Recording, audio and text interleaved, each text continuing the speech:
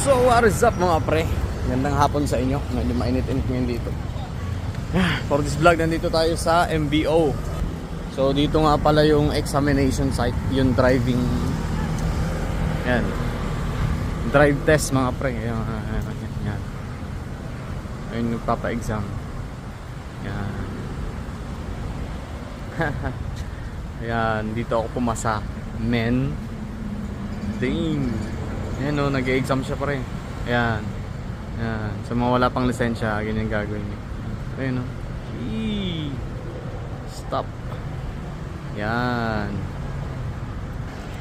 So mga pre, nandito pala tayo sa MVO. Kasi magpapapalit, mag-change address tayo doon sa ating yung aking driver's license. Yan.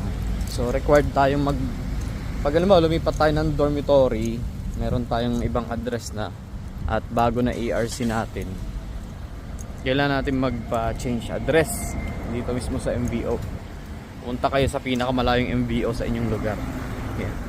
So ako dito sa may Kaohsiung, ayan, dito sa may Nansu. Yan. So papapalit tayo ng address. Ngayon, hindi natin alam, pero approachable naman sila dito sa sa may MVO. Lapit ka lang dito sa may clerk assistance center nila, assistance center. Tutulungan ka na nila kung paano 'yon. So ayan. So let's go, pasok na tayo dito. Ayan. Let's go. So go. Pasok na tayo dito. Ayan. Let's go.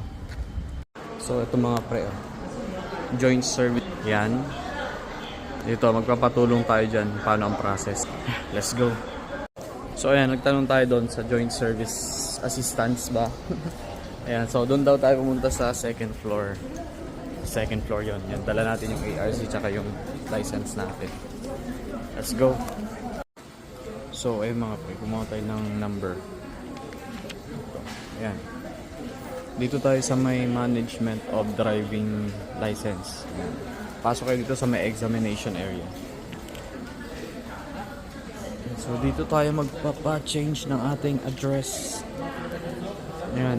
So kailangan yun para kung sakaling meron tayong aberya sa mga lisensya natin, doon nila ipapadala yung mga letter, ganyan. Hindi kaya kung meron kayong kaso about sa traffic or sa kalsada, pwede kayo padalan doon ng mga summon, mga ganyan, something. Ayan, so kailangan natin ipa-update